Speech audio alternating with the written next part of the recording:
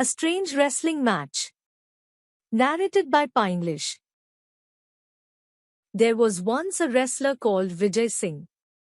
A tall man with massive shoulders and muscular arms, he towered over others like a giant. Vijay Singh, people said, was a born wrestler and could beat all other wrestlers in the world. This Pahalwan had but one shortcoming which often landed him in awkward situations. He was fond of boasting. One day, he was sitting in the marketplace surrounded by several young men. After drinking many glasses of milk, he suddenly proclaimed, "Why are people afraid of ghosts? I am not. I wish I met a stout ghost. I teach him a lesson." There were murmurs of applause as well as apprehension among the young men. "If you walk alone at night through the haunted desert," one of them said, "you are sure to meet ghosts. They roam there freely. Strange shrieks and moans can be heard all over the place. Travelers have been looted and killed. Would you really want to go there?" Vijay Singh's mighty heart missed a beat or two. Why did he have to boast? "Yes, I have heard of the haunted desert," he said nonchalantly. "I think it's just a fairy tale." "Oh no," said one of his admirers, "it's true. This place is 10 miles to the west on the road to Jaisalmer. The landmark is an ugly black rock that looks like the head of a camel. Beyond that there is nothing but sand and wilderness and, of course, ghosts." Almost the entire village turned up that evening to bid farewell to Vijay Singh, who was ready to set out west. Just then an old woman came forward and thrust a small packet into his hand, and Vijay Singh started walking into the red sunset of the desert. As he walked, the night deepened. The moon was bright and the stars shone clearly in the Rajasthan sky. Still a few miles short of his destination, Vijay Singh remembered the old woman's packet. He opened it and found nothing but a lump of salt and an egg. The old woman was well known for her eccentricities. As Vijay Singh stepped into the haunted desert, he heard a voice. "Vijay Singh, Vijay Singh. You will get lost in the desert. Come this way. I am your friend, Natwar." At once Vijay Singh realized it was not his friend but a ghost. Trying to sound brave, he called back, "Where are you, my dear Natwar?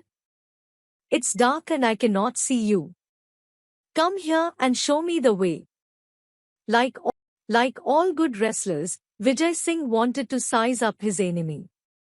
Soon the ghost appeared at his side. Vijay Singh peered into his face and declared, "You are just a plain, lying ghost. Anyway, now I don't have to walk all night.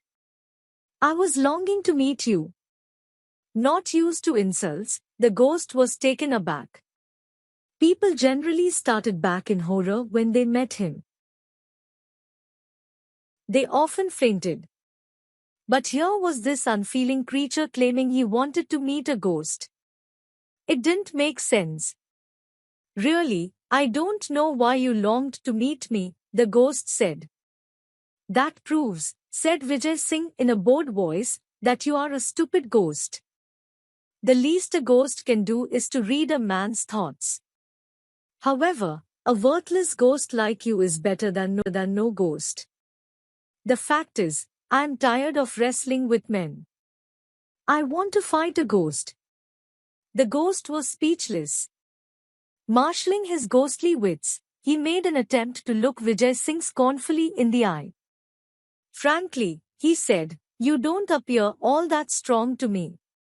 "Appearances can be deceptive," Vijay Singh said.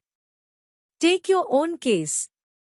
You claim to be Natwar, though actually you are a rascal of a ghost. If you doubt my strength, let me give you a demonstration of it." Vijay Singh picked up a piece of rock from the sand. "Take this," he offered it to the ghost, "and squeeze it hard. It is filled with fluid. See if I am wrong." While the ghost tried to squeeze the rock first with one hand, then with both, Vijay Singh stealthily took out the egg from his pocket.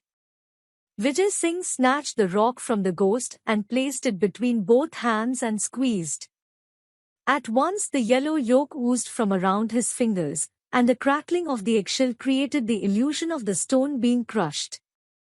The ghost was so astonished he did not notice Vijay Singh bending to clean his hands with sand and disposing of the telltale shell. Vijay Singh then picked up another piece of rock and gave it to the ghost. Without a word, the ghost took it, felt it, and peered at it. Vijay Singh put his hand into his pocket to take out the lump of salt. "This is only a stone," protested the ghost. "And anyway, it is too dark to see." "Never heard of a ghost who can't see in the dark," remarked Vijay Singh. "That stone which you hold in your hand contains salt. Crumble it and see." Again the ghost crushed the stone, but in vain. He handed over the stone to Vijay Singh. The ghost was now beginning to doubt his ghostly powers. "I can see that you're not going to be a worthy opponent. What's the use of wrestling with a weakling whom I can floor in a minute?" So saying, Vijay Singh casually crumbled the lump of salt and let the stone drop in the darkness. He held out his hand and commanded the ghost to taste the powdered stone. Mesmerized with the Pahalwan's extraordinary strength, the ghost did as he was told. Alarm shot through him. This man could easily vanquish him in a wrestling bout in the dark. But perhaps he could be tricked in other ways. Assuming a servile manner, the ghost said, "Friend Vijay Singh, it is an honor to meet a man like you." I repeated. "But where will you go tonight?" "Rest in my house. You can leave tomorrow." Now thoroughly elated, Vijay Singh replied, "I cannot refuse your hospitality, but tomorrow you will go with me as my prisoner. I must display the trophy of my victory to my people." The ghost bowed in agreement, but silently vowed to kill Vijay Singh in the night. He led him to his house in the cave. The ghost fed him dry fruits and a lot of milk, and later led him to a luxurious bed to sleep on, complete with pillows and bolsters. But Vijay Singh awake listening to the snores of the ghost. In the middle of the night, he slipped off his bed. He placed a bolster in the center of the bed, throwing over it a coverlet to make it look exactly like a sleeping man. Having done this, he crouched watchfully in a dark corner. Sure enough, just before the break of dawn, the ghost approached the bed armed with a stout club. He brought the club down on what he thought was Vijay Singh's head. Not hearing even a groan, he smiled, pleased that he had killed his enemy. However, just to make doubly sure, he struck the bolster 6 times more.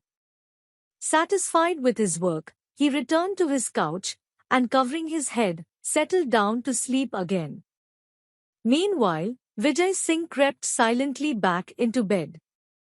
After a pause, he groaned, as if in disgust, threw back his coverlet, and sat up.